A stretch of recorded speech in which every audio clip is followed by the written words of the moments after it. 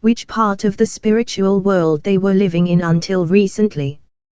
I mentioned above what the original locations in the spiritual world of all the religions and peoples looked like, as follows. The people called Protestants appeared gathered in the central area. Surrounding this central area were the people from the Catholic religion, beyond them were the Muslims, and finally there were the people of the various other religions. This shows that the Catholics constituted a ring immediately surrounding the Protestants, who were in the central area. The reason for this proximity is that the people in the central area are in the light of truth from the Word, and people who are in the light of truth from the Word are in heaven's light. This is because heaven's light comes from divine truth, and the Word is what contains that truth. The light that is in the center radiates outward toward the circumference and illuminates it. The people from the Catholic religion immediately surround the central area, then, because they too have the Word and because it is read by members of their ecclesiastical hierarchy, although not by their laity.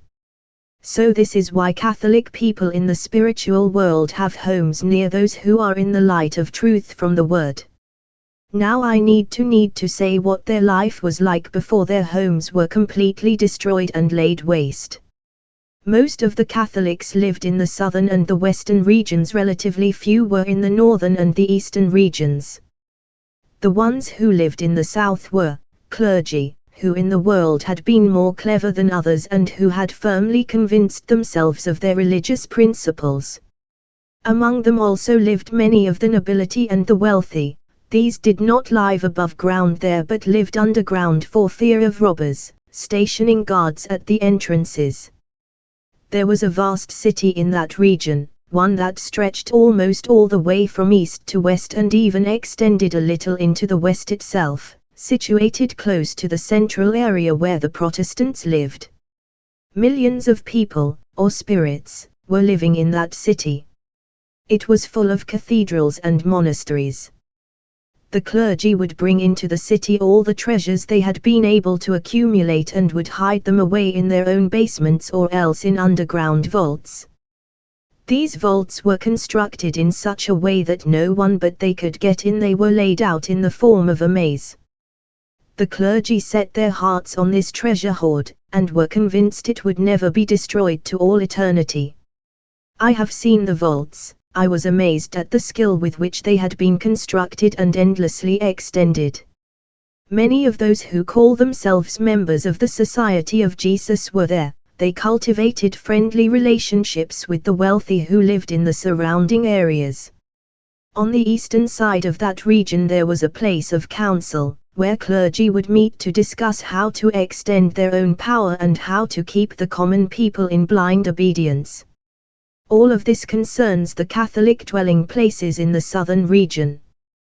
The Catholics who lived in the north were the ones who were not as clever and were less firmly convinced of their religious principles because the sight of their minds was dull, which meant that they were people of blind faith. The population there was not as great as in the south. Most of them lived in a major city that reached from the border with the east toward the west, and even a little way into the west itself. This city too was full of cathedrals and monasteries.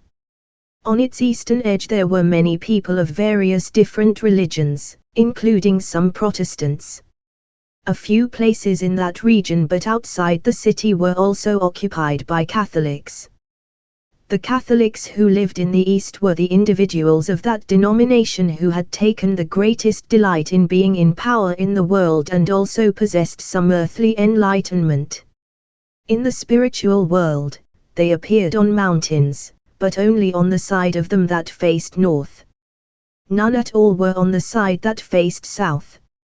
On the border of the northern region there was a mountain, and on top of it they stationed a person who was spiritually deranged. By means of a form of thought communication well known in the spiritual world but unknown on earth, Catholic leaders were able to inspire him to issue any commands they wished, proclaiming that he was the actual God of heaven in human form, and directing all divine worship toward him. They invented this device to keep the laity obedient, since the latter kept trying to distance themselves from the idolatrous worship the leaders promoted. This is the mountain meant by the mountain of the congregation on the farthest sides of the north in Isaiah 14:13. The people on that mountain are the ones meant by Lucifer, Isaiah 14:12, since the ones from the Babylonian crew on the east were the ones who had the most light, a light they in fact skillfully procured for themselves.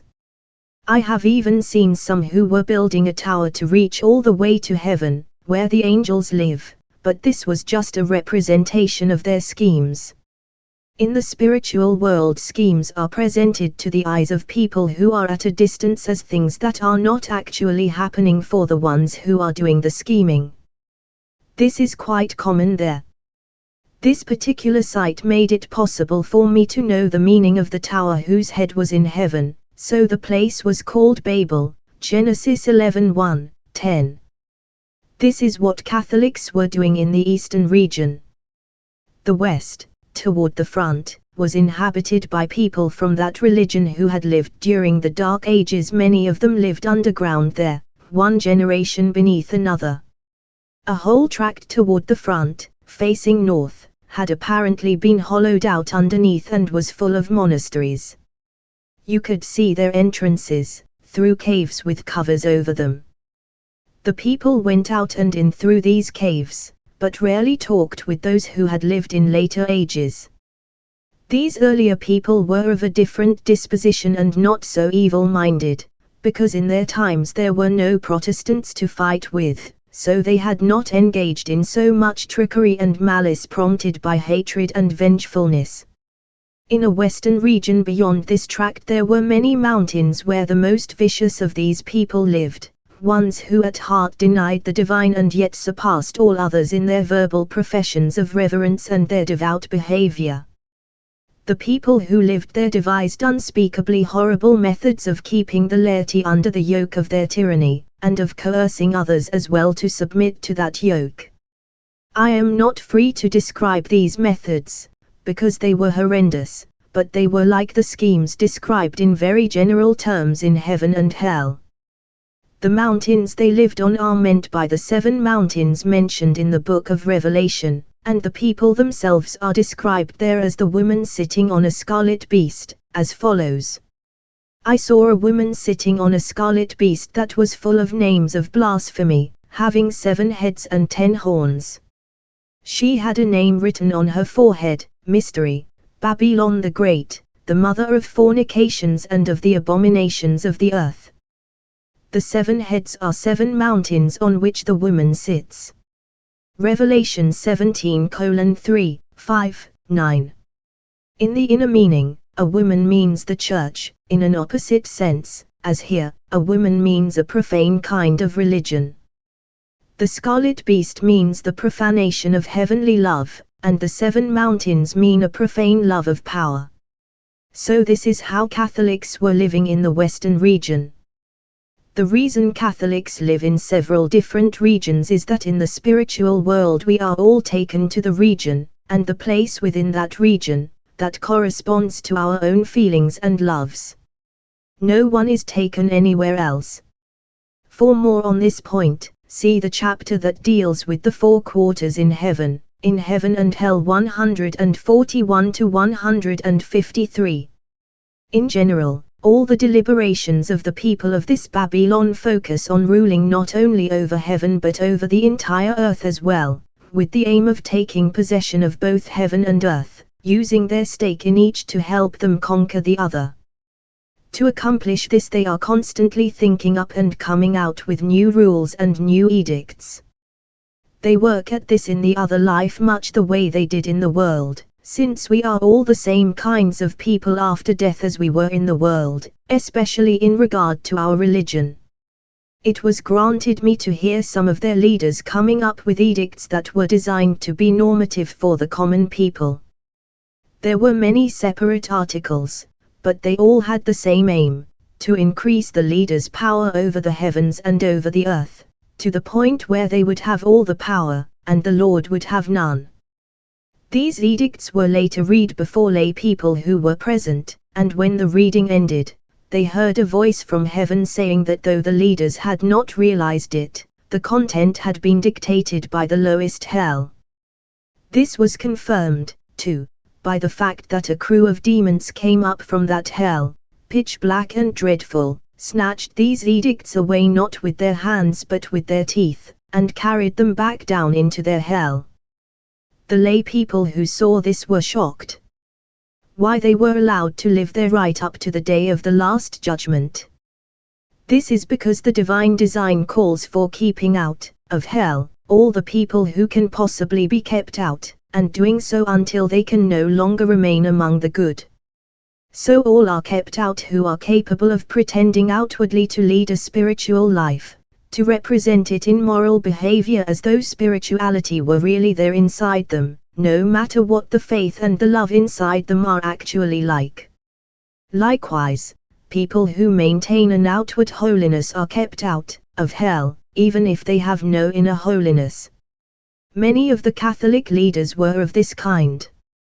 That is, they were able to say pious things to lay people, show holy reverence to the Lord, sow the seeds of religion in their minds, induce them to think about heaven and hell, and by preaching the importance of how we live inspire them to concentrate on doing what is good. These leaders were able to lead many people to a life of doing good and thereby set them on the path to heaven. This means that many lay adherents of that religion were saved, even though few of the leaders were.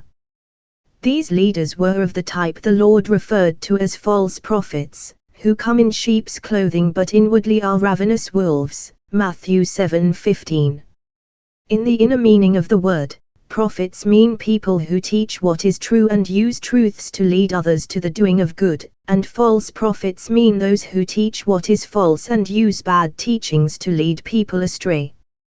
They are just like the scribes and Pharisees whom the Lord described in the following words. They sit in Moses' seat. Observe and do everything they tell you to observe, but do not act in accordance with their deeds, because they say but do not do. Everything they do is to be seen by others. They close the kingdom of the heavens to others, and they themselves do not go in either. They devour widows' houses and for appearances' sake pour out long prayers. Woe to you, hypocrites! You cleanse the outside of the cup and the plate, but inside they are full of extortion and unrighteousness. Cleanse the inside of the cup and the plate first, so that the outside of them may be clean as well. You are like whitewashed tombs that look beautiful outwardly, but are inwardly full of dead people's bones. Even so you also look righteous to others outwardly, but are inwardly full of hypocrisy and unrighteousness. Matthew 23:1-28. Another reason they were allowed to stay is that after death we all maintain the religion in which we were steeped in the world, so we become immersed in it again as soon as we arrive in the other life. Among Catholics the religion was instilled by leaders who made a display of holiness in their words and imitated it in their behavior, and impressed on lay people the belief that the leaders had power over their salvation. This, then, is another reason why leaders like this were not taken away from the laity but were kept among them. The main reason, though, is that in the time between one judgment and the next, all the individuals are kept together who have led seemingly spiritual lives in outward matters and who have modeled reverence and holiness as though it were within them. Common people can be taught and led by leaders like this. After all, people of simple faith and heart do not look any deeper than the outside that they can see with their own eyes. That is why all such people from the beginning of the Christian Church right up to Judgment Day have been allowed to stay. I have already explained that last judgments have happened twice before and that this one is the third. All these people are the ones who made up the first heaven, the ones meant in Revelation 20:5-6 by those who had no part in the first resurrection. Because they were as described above, that heaven was destroyed, and those who were hoping for a second resurrection were cast out. It is important to note, however, that the only evil People who were kept out of hell were those who had allowed themselves to be restrained by both civil and spiritual laws, because they were the ones who were capable of living with others in society. Evil people who could not be kept in restraint by these laws were cast into hell long before the day of the last judgment, because communities are constantly being cleansed and purged of people like this. So if church leaders have led criminal lives, enticed lay people to do evil things, and practiced unspeakable arts of the kind used by those in hell, they are cast out of their communities, but they go back and forth. Likewise, individuals who are inwardly good are also taken away from these communities so that they will not be contaminated by the ones who are inwardly evil. The good perceive what lies within others and therefore do not focus on their superficial traits except to the extent that these reflect inner ones. Before the judgment they are taken back and forth to places of instruction, from there they are finally brought into heaven. These are the people who make up the new heaven and are meant by those who have a part in the first resurrection. I mention this to let it be known why so many leaders from the Catholic religion were tolerated and kept around right up to the day of the last judgment. But more on the same subject will be said in the next chapter, which will deal with the first heaven that passed away.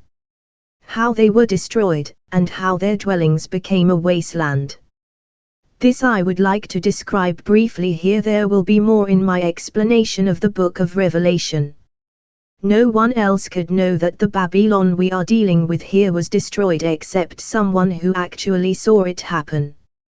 I have been allowed to see how the last judgment on all the peoples happened and how it was carried out, and particularly how it was carried out on the people of this Babylon. Therefore I will provide a description. The main reason this was granted to me was to reveal to the world that all the predictions in the book of Revelation are divinely inspired and that it is a prophetic book of the Word. If this were not revealed to the world along with the inner meaning, which is contained in its details just as inner meaning is contained in the details of the prophetic books of the Old Testament, the book of Revelation could be rejected as incomprehensible. A corollary would be disbelief, a conviction that what is said in it is not worthy of belief and therefore there is not going to be any last judgment. The people, on earth, who are part of this Babylon are more susceptible to this point of view than anyone else. Therefore to prevent all this from happening, it has pleased the Lord to make me an eyewitness. However, I cannot present here everything I have seen about the last judgment on the people of Babylon or the destruction of that Babylon itself. I have seen so much that it would fill a large volume, so all I will be doing here is offering some general impressions, leaving the details for the explanation of the book of Revelation. Since the people of this Babylon had settled in and were spread out across a number of different areas in the spiritual realm and had formed communities in all 4 regions there, I would like to describe how that destruction took place in each region. The destruction came about after a process of spiritual assessment, because there is always an initial assessment of this kind. The assessment process involves both an investigation of what people are really like and also a separation of the good from the evil. The good are taken away and the evil are left behind. Once this process was complete, immense earthquakes occurred, which made people aware that the last judgment was at hand. Everyone was then seized with trembling. Next I saw the people who lived in the southern region, especially the ones who lived in the major city mentioned above, running in all directions. Some were running to escape, some were running to hide in the vaults, some were running to hide in the basements or pits where they kept their wealth, some were running away from those places carrying everything they had been able to lay their hands on. After the earthquakes, though, there was an eruption from beneath that overturned everything in the city and in the area around it. After the eruption came a powerful wind from the east, which stripped everything, shook everything, and turned everything upside down. Then everyone there was brought out from every locale and every hiding place and cast into an ocean whose waters were black. Millions of people there were thrown in. Next, a smoke rose up from that whole region, the kind that rises after a major fire. Then a cloud of heavy dust rose into the air and was blown by the east wind out onto the ocean, covering its surface. Their wealth had been turned into this dust, all the possessions they called sacred because they were theirs. The dust was deposited on the ocean because this kind of dust means something that has been condemned. At the end, I saw some black creature flying over that whole region. On closer view it looked like a dragon, a sign that that whole great city and that whole region had been turned into a wilderness.